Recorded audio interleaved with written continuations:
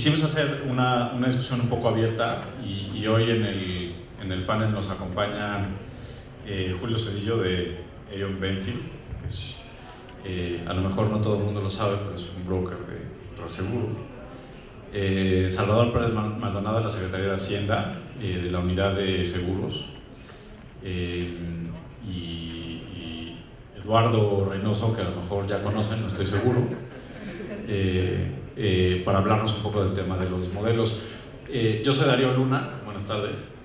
Yo voy a estar provocando un poco las preguntas y quizás lo que podríamos hacer es, no sé cómo han estado los paneles anteriores, pero probablemente aquí en este panel va a haber más preguntas que respuestas y quizás si nos van ayudando más o menos al final, después de una primera ronda de intervenciones, quien tenga preguntas pues vaya levantando la mano y los vamos metiendo a la conversación. Entonces, Marcos, si nos ayudas con las láminas. El panel, hay un... O sea, un poco la discusión que pensamos que valdría la pena tener es en un uso de los modelos probabilísticos muy aterrizado a productos de seguro y reaseguro. Quizás, no sé cómo esté la distribución aquí, pero a lo mejor hay aseguradores, reaseguradores, áreas técnicas, quizás firmas que hacen algunos servicios auxiliares a las aseguradoras y reaseguradoras, y a lo mejor lo que están más familiarizados con los modelos probabilísticos son en temas de modelación de exposición, de entendimiento de cómo están los cúmulos de riesgo, quizás los temas regulatorios, ¿no? En donde los modelos se usan para calcular reservas. A lo mejor hay, digamos, una inclinación a conocer estos modelos por los aspectos de ingeniería y estructurales. Pero la verdad es que hay, y sobre todo afuera de México y de Latinoamérica, hay un uso muy extenso y muy interesante de estos modelos. Y un poco la pregunta abierta es si estamos listos en México para empezar a usarlos de esa manera, estos modelos, ¿sí? Comercialmente, y si no, ¿qué nos faltaría, ¿no? ¿En qué cosas sí hemos avanzado y en qué otras no? Entonces les voy a pasar unas láminas muy rápido y aquí tratando de provocar esta discusión. Y la verdad es que la quise enfocar en productos de seguros que se llaman paramétricos o por índices. Es una póliza de seguros común y corriente, pero lo único que hace es que la regla de pago se determina desde antes y no cuando sucede el evento asegurado y hay que ajustar una indemnización. ¿Qué significa que se hace desde antes? Pues es una regla que depende de un indicador. Hay un detonador que determina si se hace o no el pago, y ese detonador está ligado a observaciones objetivas o mediciones objetivas de ciertas cosas. Generalmente son peligros climáticos, geológicos, pero puede haber otras cosas, no necesariamente son estas. Y lo que se busca con estos productos es ofrecer una solución a problemas con la suscripción tradicional. Puede ser que sea muy costoso, muy complicado hacer el ajuste de pérdidas para determinar las indemnizaciones. Puede ser que no sea comercialmente viable hacer una suscripción por montos muy chiquitos o quizás muy grandes. Entonces estos productos han estado usándose y han estado explorándose en la línea en la rayita, digamos, en el límite de aseguramiento en muchos sectores, que puede ser principalmente agrícola, pero hay otros en daños a la propiedad, etcétera, ¿no? Una cosa que es parte de la naturaleza del producto es que pueden tolerar un riesgo de base. ¿Qué es el riesgo de base? Es la diferencia entre los pagos que determina la regla de pago ex ante y las pérdidas reales. Si esa regla de pago no está bien calibrada, por decirlo de alguna manera, y es muy diferente a las pérdidas reales, pues a lo mejor no es un producto adecuado para cubrir a alguien una exposición. Pero no puede ser cero, porque es, al final de cuentas, un modelo que está tratando de replicar una realidad que no necesariamente se va a comportar como el modelo siempre, ¿no? Entonces eso, digamos, para fines de recordarles, quizás muchos de ustedes ya lo sabían, sino a eso nos estamos refiriendo con este tipo de productos, ¿no? En los mercados emergentes, y esta es una historia bastante resumida, pero pues tenemos la fortuna de, en el panel, contar con gente que ha sido protagonista en esta historia. Y es, en la parte de arriba le estoy poniendo en verde lo que es fuera de Latinoamérica y la de abajo lo que es Latinoamérica.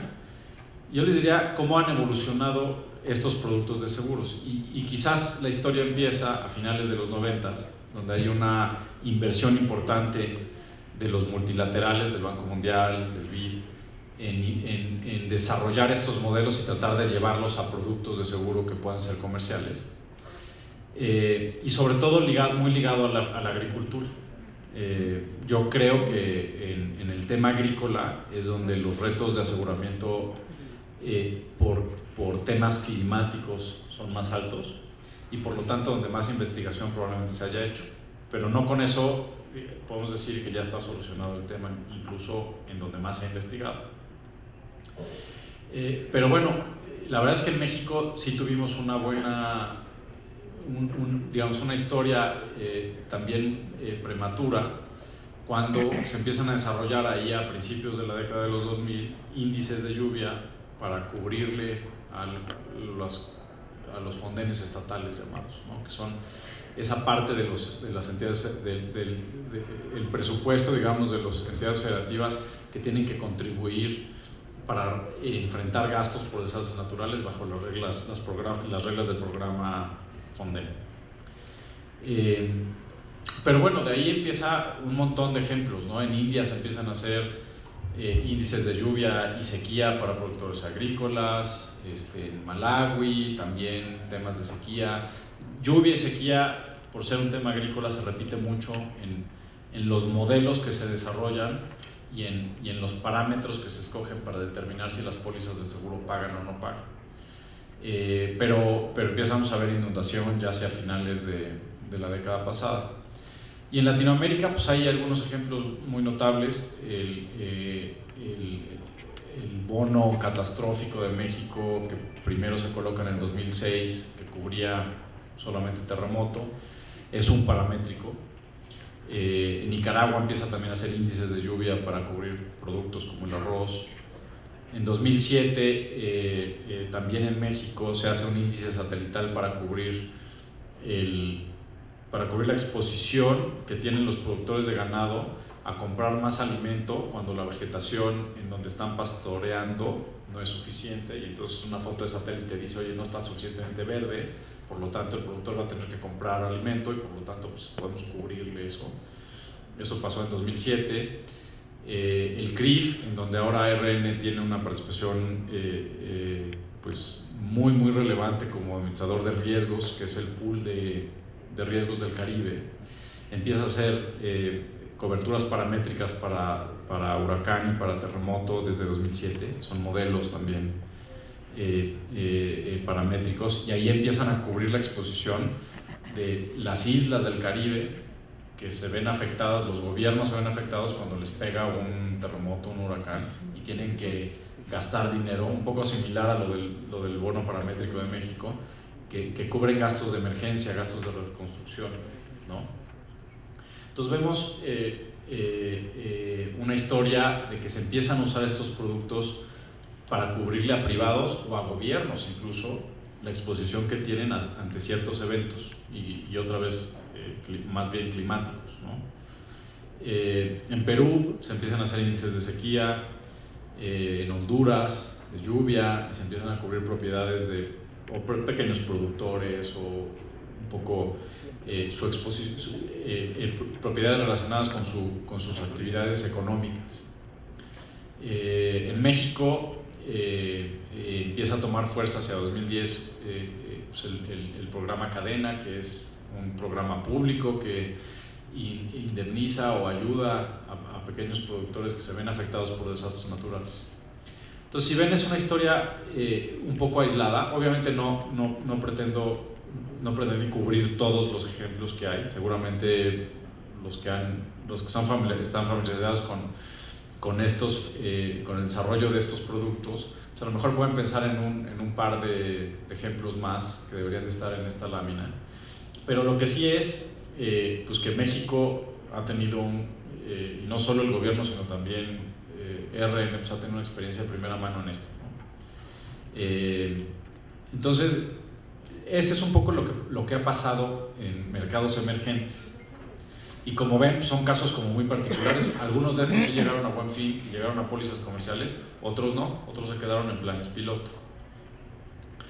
Ahora, ¿qué ha pasado en los mercados desarrollados? Y aquí les estoy mostrando dos láminas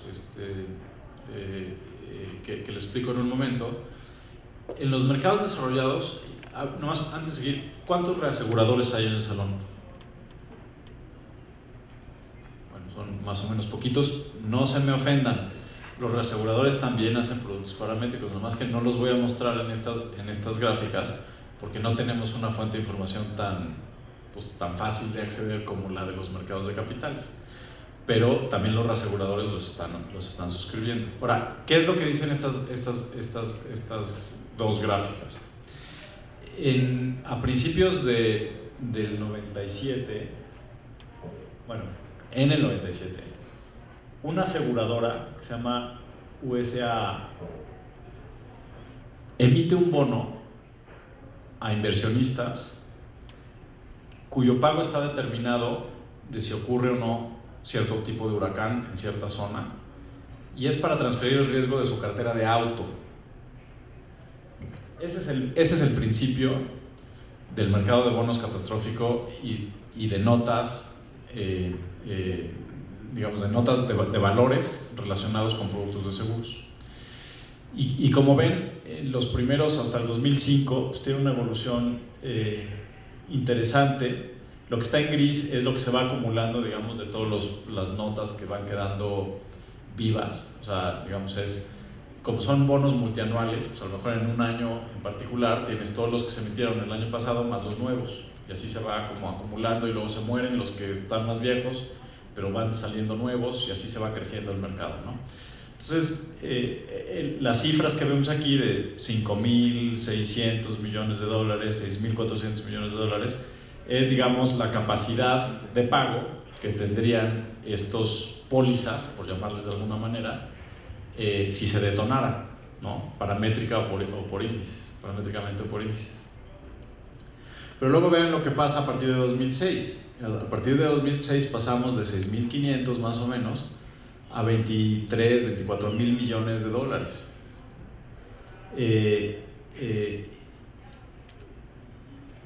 Todo este es el registro acumulado de 2006 a 2015. Pues ya son casi 70 mil millones de dólares que se han canalizado a este mercado, ¿no? Es un crecimiento pues bien importante, y de varios tipos, ¿no? O sea, tienes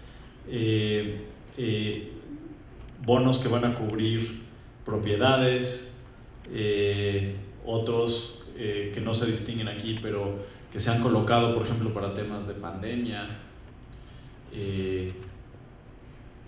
Si mal no recuerdo, uno de los mundiales, me parece que el de Alemania, tuvo una nota privada que cubría el riesgo de cancelación del mundial.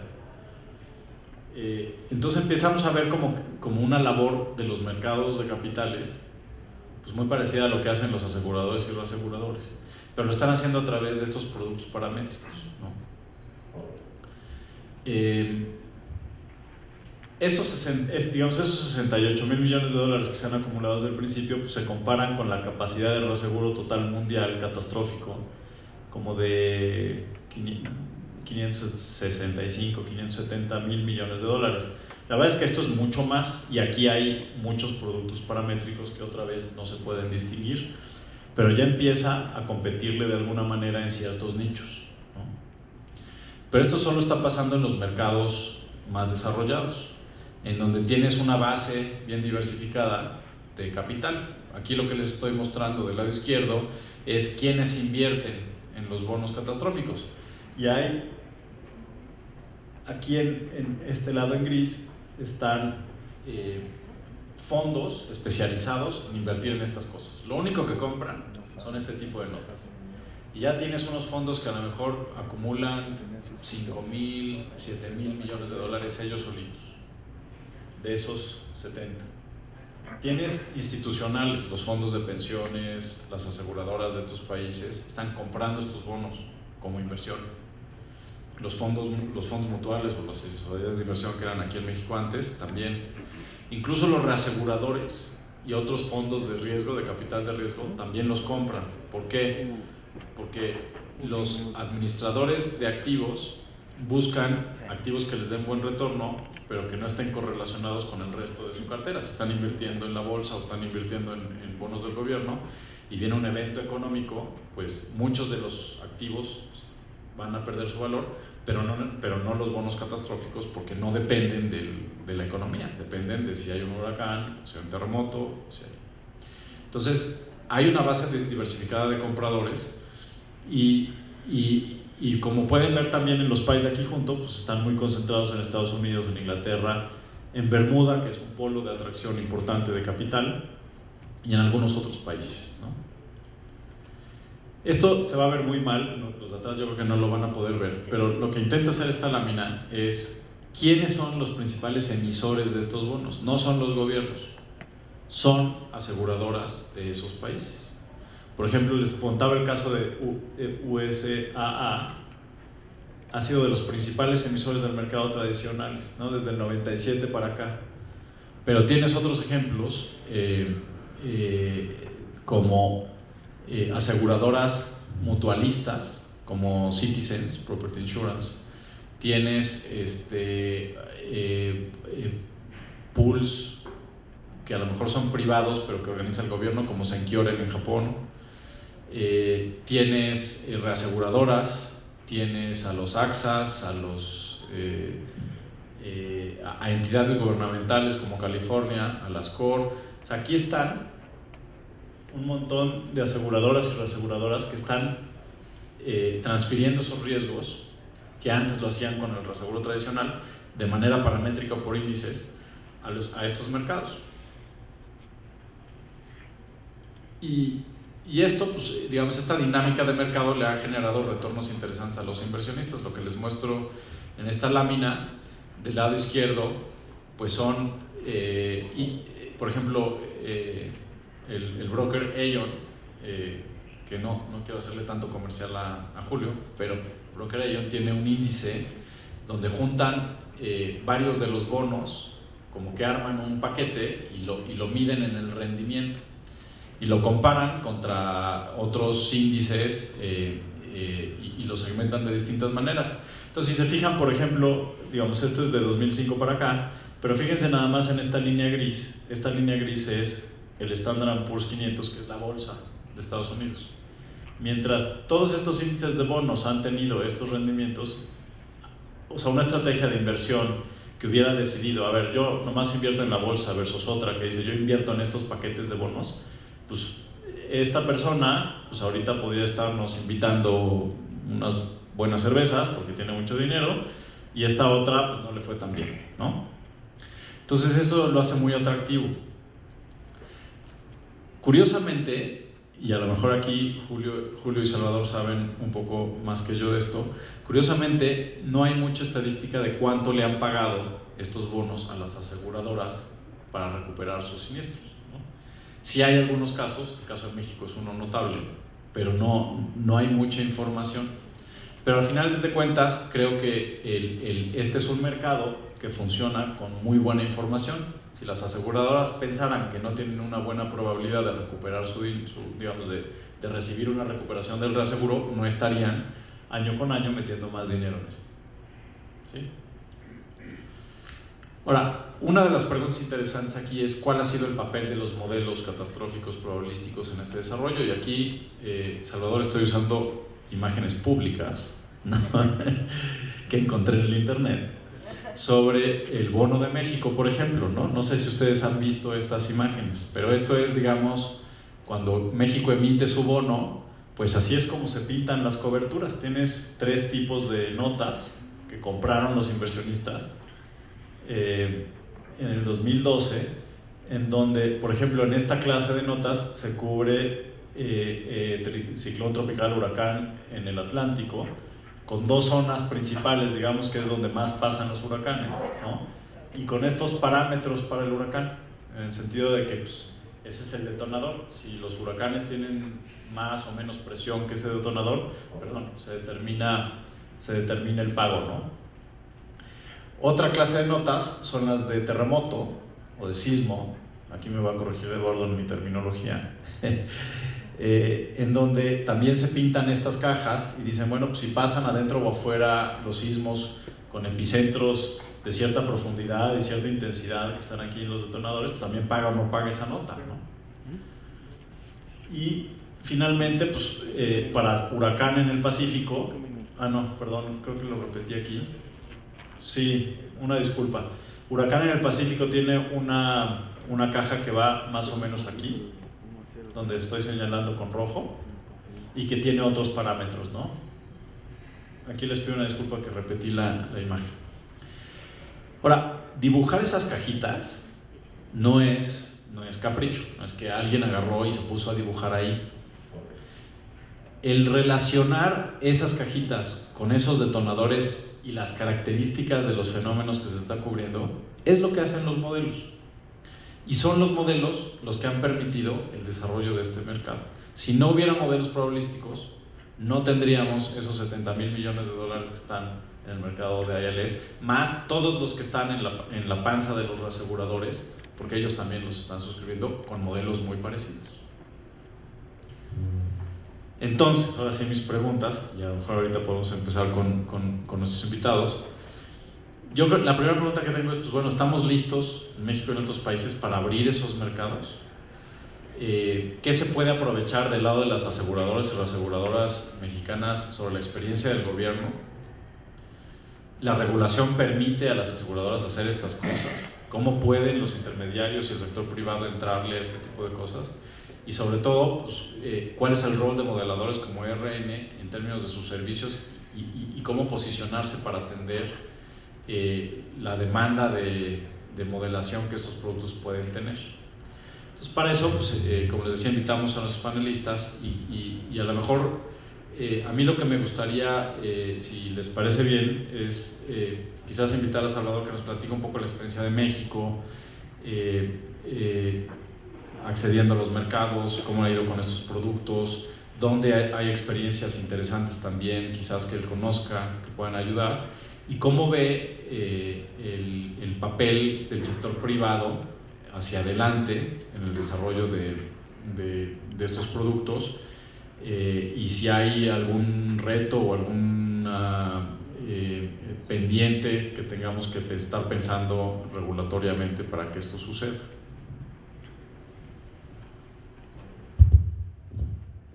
Gracias. Pues buenas tardes a todos. Yo creo que es muy relevante ponerles en contexto qué rol juega particularmente la Secretaría de Hacienda del Gobierno Federal en este tema de desastres naturales. Muchos lo saben, pero quizás otros no.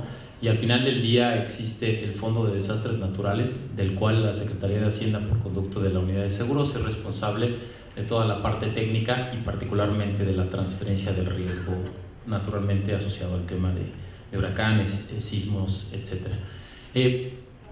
También el gobierno federal, a través de la Secretaría y el Fonden, tiene la suerte o digamos la fortuna de haber desarrollado desde 2010 y a la fecha lo mantenemos actualizado con el apoyo de particularmente Eduardo, Mario y todo el equipo, tanto del Instituto de Ingeniería como de RN, un modelo propio. Esa es una de las grandes ventajas que como gobierno y como soberano tiene un país como el nuestro en el contexto del mercado latinoamericano. Y nosotros, a diferencia de las aseguradoras que utilizan un modelo como el de RN para fines regulatorios y de cálculo de reservas, nosotros puntualmente utilizamos el modelo para medir los riesgos a los que esté expuesto la infraestructura pública, que puede ser susceptible de ser apoyada por parte del Fonden, al momento de que ocurren desastres naturales. En ese contexto, entonces, es que México o el gobierno federal ha desarrollado un modelo o una estrategia a través de la cual, haciendo uso de los modelos, como ya decía Darío, se ha podido tomar decisiones en materia de transferir parte del riesgo que tiene el Fonden, porque al final del día podemos ver al Fonden como la gran aseguradora del gobierno federal para el tema público, pero este tipo de instrumentos, en la experiencia del gobierno, han sido utilizados para complementar, no para sustituir, y eso es muy importante. Para nada se pretende que el esquema de bonos catastróficos que el gobierno federal manejaba hasta 2015, porque actualmente no se encuentra vigente, estamos en un proceso de renovación, pero tienen un enfoque de complementariedad al Fonden, y específicamente, como ya lo decía Darío, dada la naturaleza que tienen este tipo de productos, en donde se pueden utilizar la capacidad financiera que tiene el mercado de capitales, se utilizan los modelos propios del gobierno para medir el riesgo y determinar en términos de niveles catastróficos qué tipo de riesgos, como lo vieron ahí en las cajas, por ejemplo, principalmente asociados a huracanes en el Pacífico, en el Atlántico, y de la misma forma para los sismos en las cajas que vieron del territorio, pueden ser transferidos. Entonces, el enfoque puntual, y yo creo que esto es muy importante, el por qué el gobierno utiliza este tipo de instrumentos, es, además de la complementariedad, el enfoque paramétrico que tienen este tipo de productos te da, a diferencia de un proceso indemnizatorio como te lo da el mercado tradicional de reaseguro, un acceso teóricamente mucho más rápido, más expedito a recursos.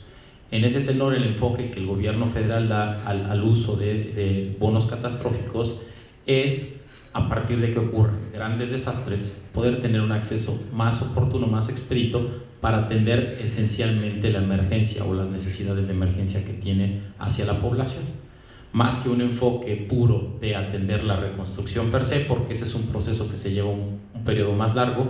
En principio se tiene la orientación para atender las emergencias. Entonces, ¿qué es lo que nosotros diríamos en materia de experiencia que tiene el gobierno? Bueno, es fundamental, y eso es una ventaja que también como aseguradores tiene el mercado, es el conocer el riesgo y a partir de eso poder determinar qué niveles se pueden transferir a este tipo de instrumentos. Que si bien es cierto, como ya decía Darío, se tiene por un lado el potencial soporte a través de reaseguradores, inclusive bajo esquemas paramétricos. De hecho, aquí como paréntesis, en el primer bono que México hizo en el año 2006 únicamente para sismos, era una combinación tanto de notas específicas al mercado de capitales como con un soporte de un reasegurador de manera paramétrica, ¿no?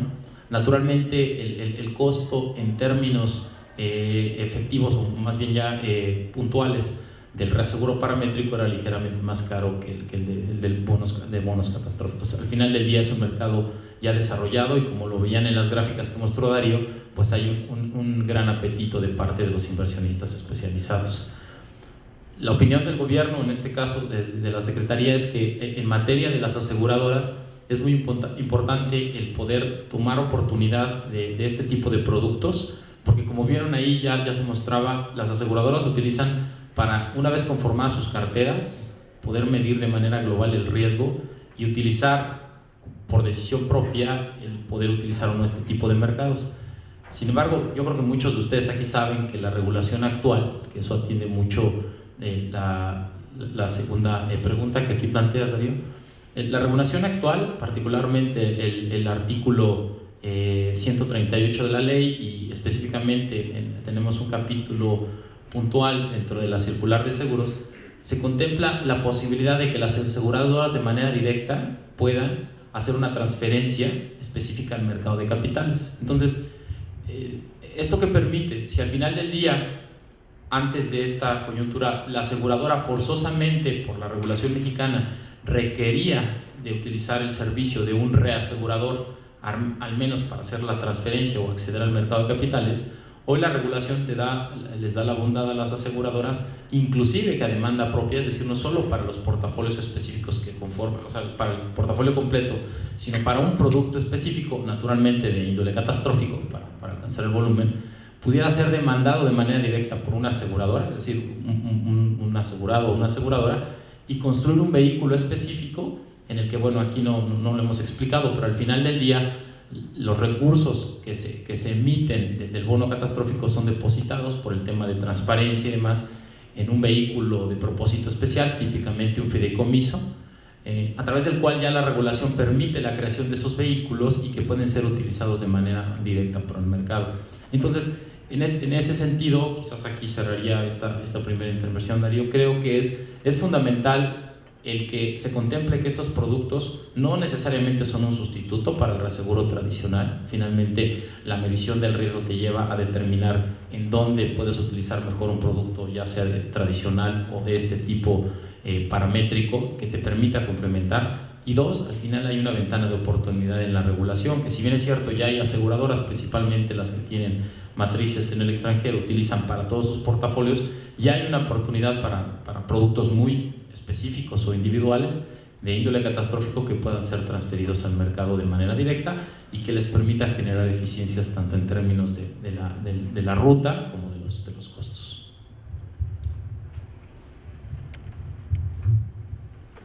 Julio, si quieras comentarnos un poco qué has visto en el sector privado, qué está pasando, ¿se están suscribiendo estas cosas? ¿No se están suscribiendo? ¿Cómo sientes a las aseguradoras mexicanas? Ahí está. Muchas gracias, buenas tardes a todos. Primero me gustaría hacer un poco de contexto sobre el tema, porque las aseguradoras mexicanas ya viven desde hace muchos años con modelaje catastrófico, que es una base para utilizar, que se utiliza para el diseño de un programa paramétrico. En el caso de ello, lo que nosotros hacemos con las compañías de seguros es ayudarles con un modelo multienfoque, con varios modelos catastróficos, a diseñar y a medir sus protecciones de reaseguro o incluso las reservas con las que ellos compran sus protecciones. El mercado mexicano, actualmente, donde hemos visto esquemas paramétricos, como en su momento lo indicó Darío, está más enfocado a la parte agrícola.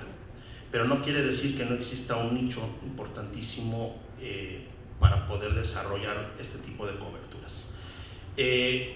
Lo que principalmente hemos visto es que las compañías mexicanas analizan de forma muy peculiar el riesgo base, y voy a ahondar un poco en el tema. El riesgo base es realmente una contraparte de un programa indemnizatorio. ¿Qué quiere decir? Que puede haber daños y como no se cumple el detonador, pues por lo tanto no hay pago, y viceversa. Puede haber una detonación del detonador, valga la redundancia, pero sí sin daños. Esto es uno de los principales temas que nosotros hemos visto que a las compañías de seguro les cuesta más poder analizar. Un segundo tema es el diseño de los detonadores como tal. Darío mostró una lámina donde se ven las cajas, pero realmente determinar esas cajas requieren primero una base de datos muy importante, análisis profundos y sobre todo un conocimiento en el diseño. Y aquí voy a hacer digamos, irme por otra vía, porque hemos hablado de paramétricos ligados a un carbón, pero no necesariamente el paramétrico tiene que ir al mercado de capitales. También podría ir al mercado reasegurador, que es donde lo hemos visto un poco más cercano en el mercado mexicano. Esto quiere decir que los reaseguradores pueden aceptar y suscriben programas paramétricos y no necesariamente utilizar un transformer para llevarlo al mercado de capitales. Esto trae consigo que las compañías de seguros tienen que armar, si quieren desarrollar este tipo de protecciones, departamentos técnicos muy especializados en el diseño de estos detonadores. Es algo que nosotros hemos visto que falta por hacer. Es un área de oportunidad importante en el mercado mexicano. Y adicionalmente hay un tema de contexto del seguro y reaseguro global. En este momento, en este ciclo de mercado, hay demasiado capital y por lo tanto el acceso al mercado tradicional de seguro y reaseguro es más competitivo que el mercado de capitales como tal. Entonces lo que recibimos para colocar programas paramétricos o de algún otro tipo de derivado del mercado de capitales ya vienen, digamos, procesados. Un reasegurador como los que mostró Darío en las gráficas nos llega a nosotros ya como forma de capital de reaseguro, como reaseguro tradicional. Ya ha sido transformado previamente para asignarle ese capital a algún reasegurador. Por ahí vi algunos que estaban en la línea que operan en el mercado mexicano. El primero que veo ahí es Everest. Everest utiliza estas fórmulas ya transformadas de programas paramétricos, pues, para suscribir en México vía sidecars o algún otro tipo de fuente, y eso está directamente relacionado con sus políticas de suscripción. Entonces, regresando al tema, sí hay un área de oportunidad, pero hay que, en nuestra opinión, ponerle mucho detalle al diseño de los triggers, hacer un análisis profundo del riesgo base, aunque hay ciertas alternativas de paramétricos indemnizatorios, que quiere decir que pueden pagar desde el primer peso, pero esas son las áreas de oportunidad que nosotros vemos para desarrollar incluso nuevos productos de cuestiones que los programas de reaseguro tradicional no pueden cubrir. Gracias, Julio. Creo que tocaste un tema muy interesante sobre la capacidad, sobre dónde debe recaer la capacidad de diseñar los detonadores, entender los detonadores. Sin duda, cualquier institución financiera que quiera tomar este tipo de riesgo tiene que tener la capacidad de entenderlo y de modelarlo.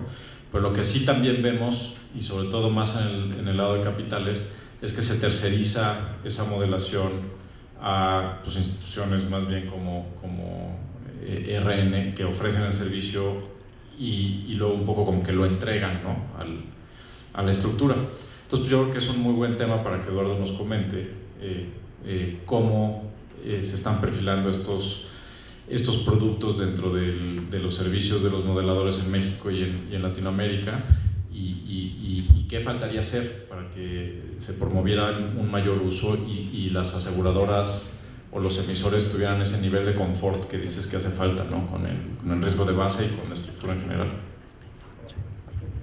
Gracias. Lo primero que quisiera decir es que no nos gustan mucho estos modelos paramétricos, o corrijo, no nos gustaban mucho. Nos costó trabajo entender por qué existían. Pensemos en dos casos que hemos presentado hoy o que se han mencionado a lo largo del día: el huracán Patricia y el huracán Odile. Los dos tienen la misma amenaza, o sea, son huracanes muy fuertes que van a pegar muy duro en el territorio nacional. Uno provoca muchísimas pérdidas y el otro casi no provoca pérdidas. De hecho, el que no provocó pérdidas era más grande. Porque nosotros batallamos todos los días, desde hace muchos años, en hacer nuestro modelo que pueda replicar las pérdidas que se observan. Eso quiere decir que nuestro modelo tiene que estar muy bien, tanto en la amenaza como en medir la vulnerabilidad de las cosas, y además decir en dónde están las cosas y cómo son. Juntar esas tres es muy complicado. Entonces, después de muchos años que vemos que por ejemplo, no se juntan los datos de la exposición, vamos entendiendo que este tipo de modelos pueden ser mejor usados, puesto que van simplificando el problema que es recopilar la información. Pero de entrada, lo que nosotros decimos es: todavía nos falta mucho para poder tener mejores modelos y poder reproducir lo que observamos en la realidad. Y ahora resulta que todo lo quieren más simplificado, ¿no? Solamente con que pase tal huracán por tal lugar y ya con eso va a haber un pago. Bueno, entonces nos costó trabajo entenderlo, pero ya que lo entendimos dijimos, bueno, si eso es lo que se quiere, hay cosas mínimas que sí debemos de tener. Entonces, también que pase un huracán por un desierto, a nadie le conviene que haya un pago. O sea, mejor ni siquiera lo metamos en el modelo. Quiere decir que sí hay ciertos límites dentro del modelado de estas cosas que debemos de considerar. Y en lo que hemos llegado con los proyectos que tenemos en el CRIF y con las discusiones que hemos tenido con la CINE, lo que hemos revisado, las propuestas que hemos hecho, es que nos sentimos mucho más cómodos nosotros proponiendo soluciones paramétricas que tengan que ver con las pérdidas, al menos modeladas. Es decir, al menos pongamos una ciudad como es, modelemos los edificios como son, hagamos la amenaza como creemos que va a ser. Ese es un resultado de un modelo, que es nuestro modelo. Hagamos el modelo paramétrico con esos resultados, porque eso se va a parecer mucho a la realidad. ¿Qué tanto se va a parecer? A lo mejor le podemos fallar por el doble o por la mitad, podría ser mucho. Con tantas incertidumbres no es tanto, O sea, la verdad es que en un desastre catastrófico fallarle por la mitad o por el doble no es tanto. Pero está mucho más correlacionado con los daños que va a haber. Y creo que al final todos están más contentos con eso. No sé si los inversionistas, no, pero al menos el que está gastando por tener un pago si ocurre tal cosa, es mejor que esté correlacionado con el daño y no correlacionado con un índice que no está necesariamente de la mano de lo que va a pasar. Entonces, en resumidas cuentas, estas ya nos están gustando, estos modelos paramétricos, en parte porque ya les entendimos, pero tiene que ver porque también nosotros nos sentimos cómodos con la solución de utilizar las pérdidas modeladas, que va a estar bastante correlacionado con lo que va a pasar en la realidad. Sin duda el tema de la información es crucial y creo que lo que comentabas hablando de la participación en el CRIF es una experiencia interesante, porque ahí en el CRIF todas las pólizas que suscribe el CRIF son paramétricas y lo lleva haciendo desde 2007, como les comentaba en alguna de las láminas, y desde 2007 ha pagado como $8 millones, ha cobrado más o menos como 7-8 millones de dólares al año y ya ha pagado a los países $8 millones. O sea, sí está funcionando como una cobertura. Puede haber temas de riesgo de base, a lo mejor una de las islas sufrió daños mucho más severos de lo que se pensaba y no detonó un pago en el modelo, y eso es algo que poco a poco se va corrigiendo conforme se tiene más información, se mejoran los modelos, pero en general yo creo que la experiencia ha sido muy positiva. Los gobiernos tienen en muy poco tiempo, y creo que Salvador lo comentaba, cuando tú logras estructurar esto dentro de una reaseguradora o por fuera de una reaseguradora, de tal manera que el pago está de alguna manera asegurado, si se detona el parámetro, puedes tener pagos muy rápidos. Y eso es una muy buena ayuda para gobiernos como los que están en el Caribe, sumamente expuestos a terremotos, a huracanes, etc. Entonces, creo que de esta primera ronda me llevo como un sentido positivo, que a lo mejor está gestándose algo interesante en México en términos de poder entrarle con más confianza a estos productos, ya sea porque las aseguradoras y las modeladoras están desarrollando capacidad o porque la regulación permite empezar a jugar a transferir, digamos, riesgos a otras bolsas. Pero yo no sé si haya comentarios o sugerencias ahí en la audiencia. Ya sabíamos que Gerardo iba a levantar la mano más rápido, y Horst, allá mira, Víctor estaba, Gerardo ahí, quizás luego Horst. Pues platíquenos un poco qué están viendo ustedes y hacia dónde podemos ir.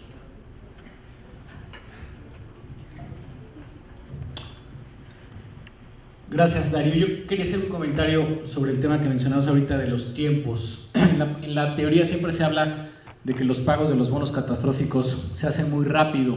Sin embargo, en la práctica, por lo menos lo que hemos visto en los casos mexicanos, es que se han llevado muchos meses, y además incluso creo que en el caso de Patricia hubo ahí hasta una discusión se tuvo que hacer una interpolación, y había incluso comentarios de que si la interpolación se hubiera dado en el límite exacto de donde se activaba el bono, los inversores hubieran podido tomar hasta acciones legales. También Salvador comentaba ahorita que no se ha renovado el bono. Entonces, ¿qué tanto en la práctica ha aplicado esto de que es un instrumento pues perfecto y maravilloso y que se paga rápido, cuando estamos viendo en nuestro caso, en nuestro país, casos que no ha pasado así? Creo que ese es para mí, ¿verdad? Quien la quiera agarrar.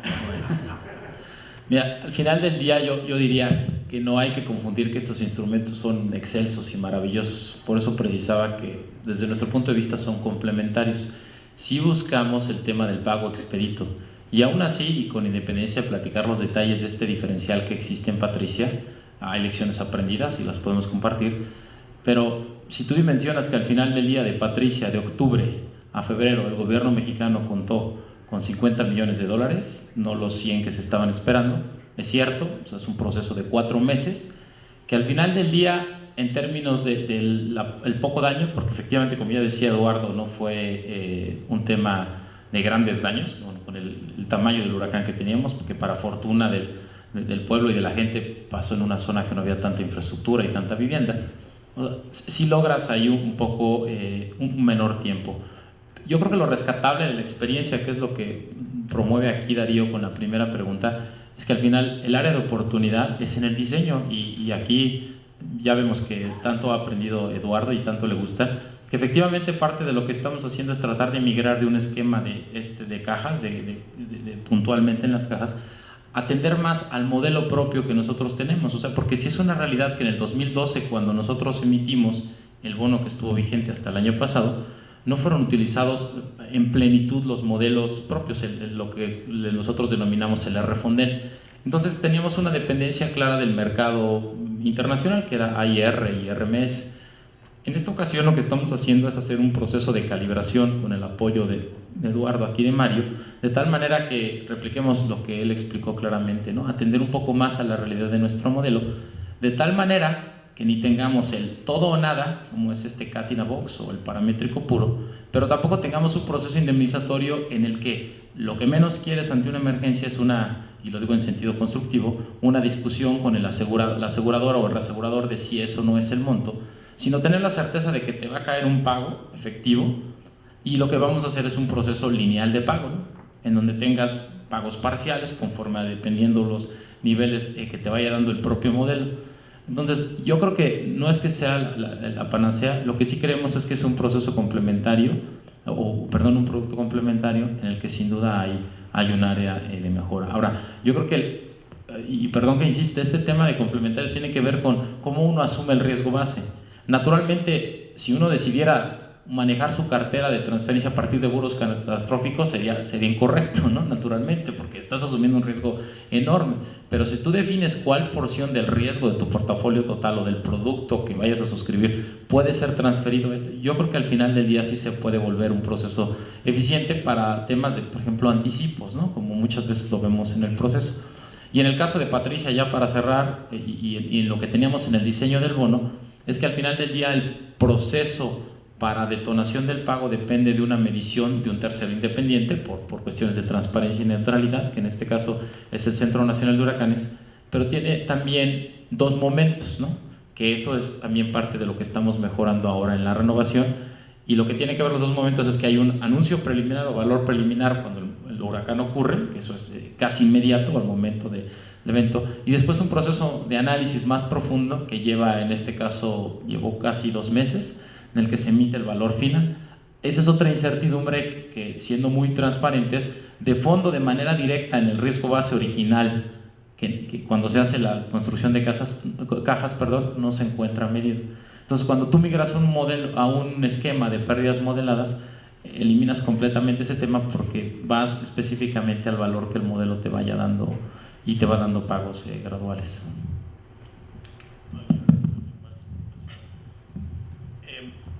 Yo aquí voy a retomar 2 temas que mis colegas han comentado. El primero es la incertidumbre en el modelo per se. Si bien es cierto, el modelo cuenta con cierta información, no me dejarás mentir, 150 años tal vez de eventos registrados. Para hacer válido un terremoto o un huracán, hay que hacer una modelación estocástica mucho más amplia. Y cuando llega un evento real, pues hay que volverlo a incluir en este set de eventos y por lo tanto calibrar el modelo. Eso pues también es parte de lo que va de la mano cuando se diseña un programa paramétrico. El otro tema es lo que comentaba yo hace rato, que la mayor área de oportunidad que nosotros vemos es cómo diseñar esos detonadores.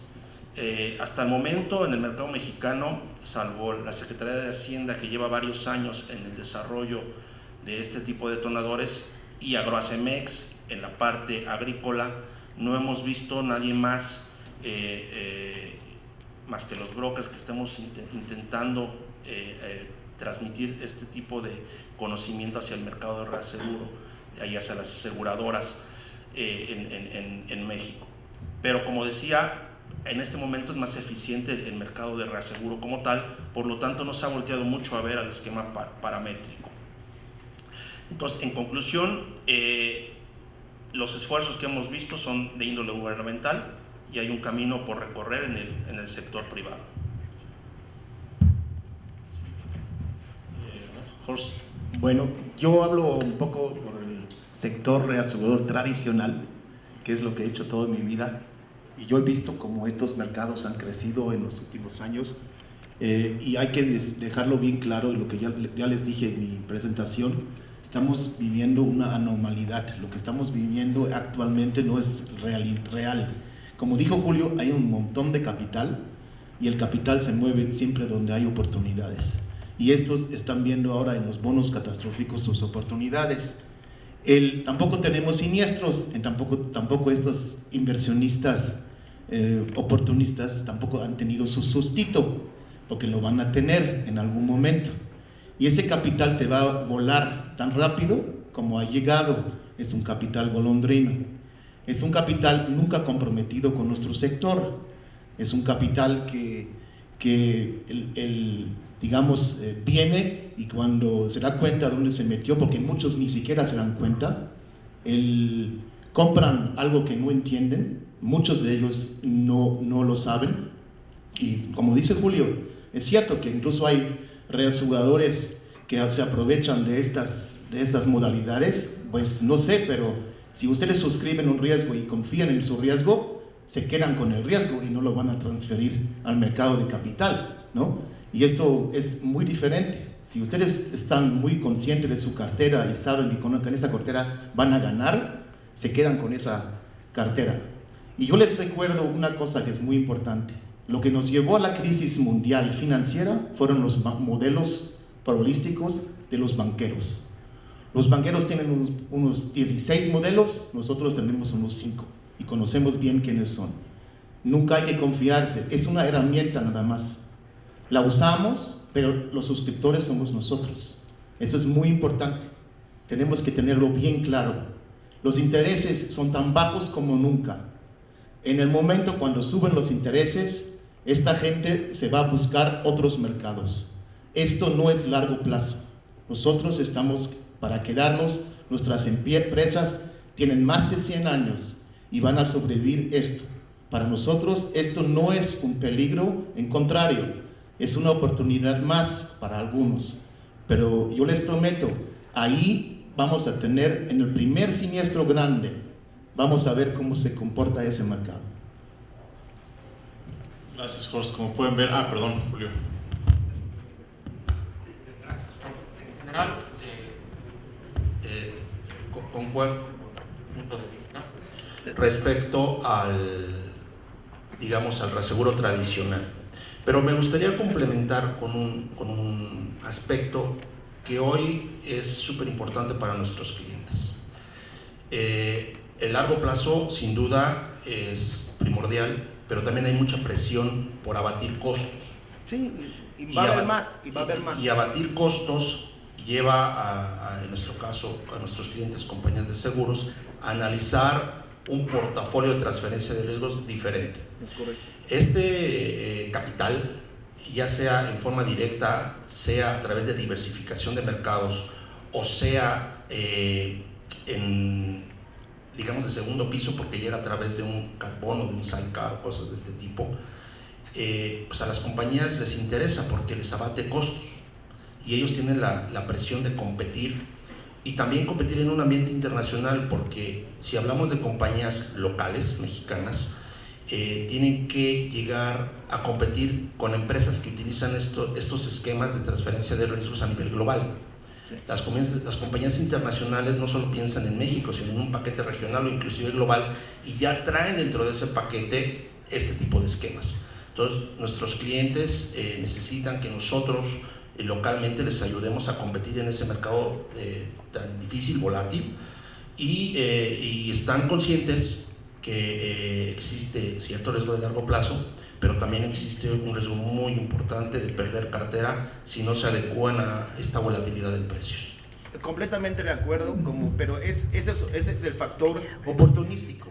Que en ese momento yo también, por eso yo se lo he dicho a Salvador personalmente, si yo estuviera en el lugar del gobierno mexicano, yo también usaría estos medios, pero tienes que tener claro que no lo pasa, a lo mejor va a llegar un momento donde ya no vas a tener eso, y ahí tienes que buscar alternativas, eso es muy importante. Sí. No sé si haya más preguntas, o sea, este es el debate central, yo creo, lo podemos seguir un poquito más, pero no sé si hay alguien más que se quede con una pregunta o le seguimos aquí discutiendo este punto. ¿Están pensando alguna cobertura para eventos socioorganizativos o solo naturales? O sea, QBRN, químico, biológicos, radiactivos, nucleares, socioorganizativos, a nivel de venta de coberturas, porque ese es un riesgo que ya está latente y que como sociedad o como gobierno no hemos hecho público, pero el riesgo está ahí y la catástrofe puede ser mayor que un natural.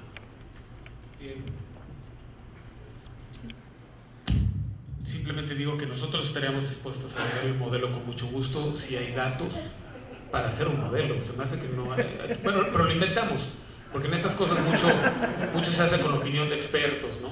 Pero Julito, ¿quieres decir algo?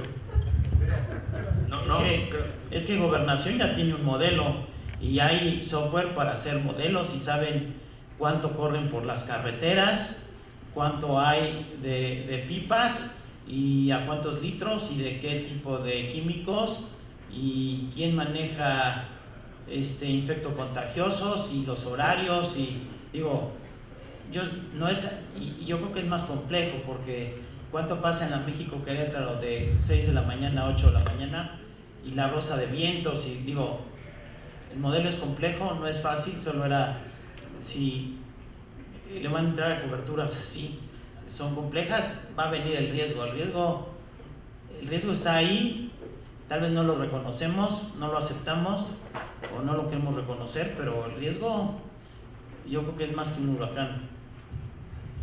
Bueno, dos temas ahí. Primero, desde nuestro punto de vista, si existe un modelo comercial disponible que nos ayude a diseñar el detonador, creo que habría mercados interesados, aunque sean oportunistas, en tratar de buscar una solución. Si no existe un modelo comercial, hay alternativas para desarrollarlo. Eduardo lo acaba de decir, ellos estarían interesados. Nosotros dentro de ello tenemos una firma que se llama Impact Forecasting, que diseña modelos paralelos cuando no hay un modelo comercial que satisfaga esa necesidad específica. Entonces, yo creo que ante una necesidad de ese tipo, si se puede medir y se puede diseñar un modelo, un detonador, yo creo que hay mercados que estarían dispuestos a analizar ese riesgo y ponerle un precio. Yo creo que podría ser.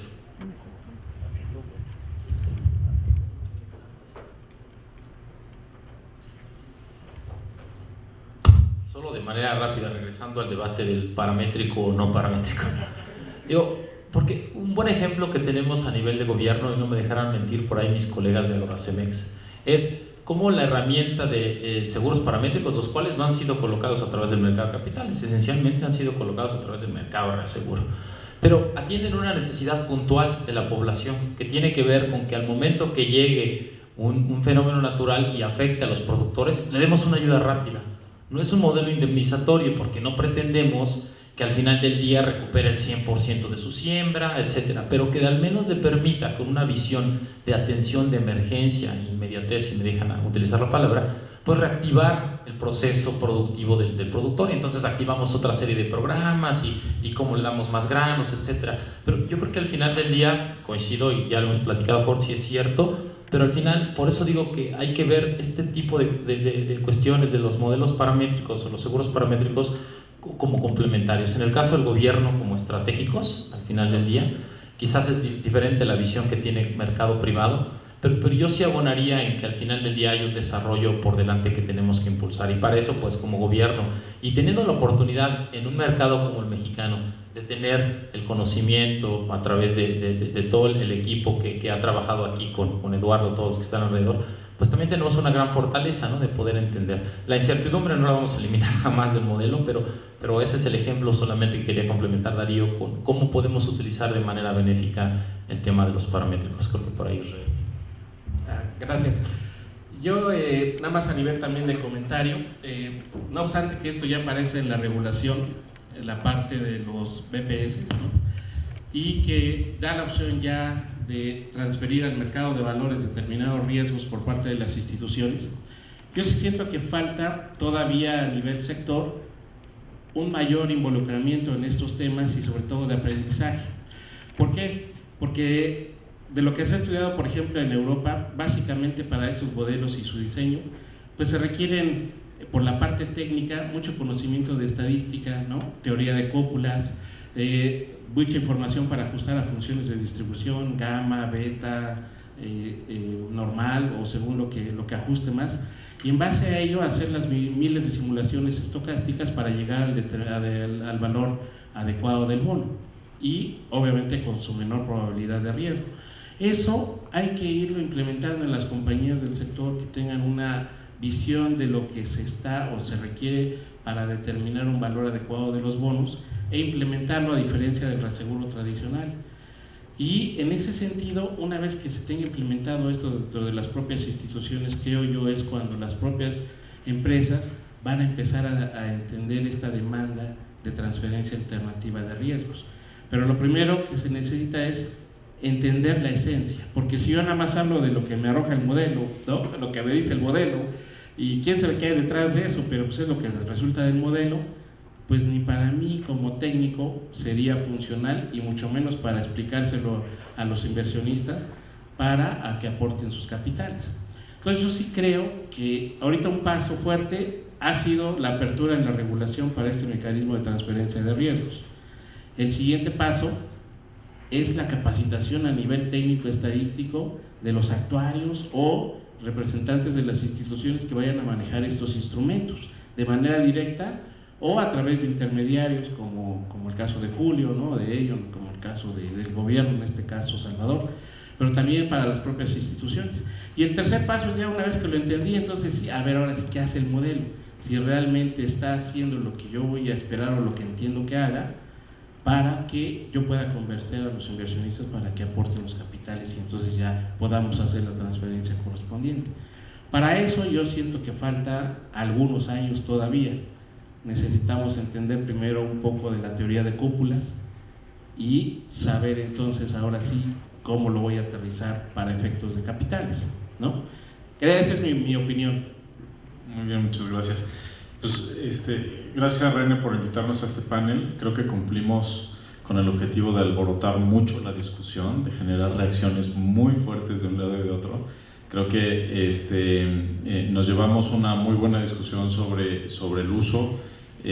Yo en lo particular creo que el paradigma ya cambió, que no es un tema coyuntural y que en la medida en que tengamos ciencia, estadística detrás de los precios del riesgo que estamos viendo en el mercado, pues es mejor un poco para todos. Pero les dejo, haciendo uso del micrófono final, tengo la prerrogativa de dejar esa opinión y agradecerles a todos su atención y sus comentarios. Muchísimas gracias.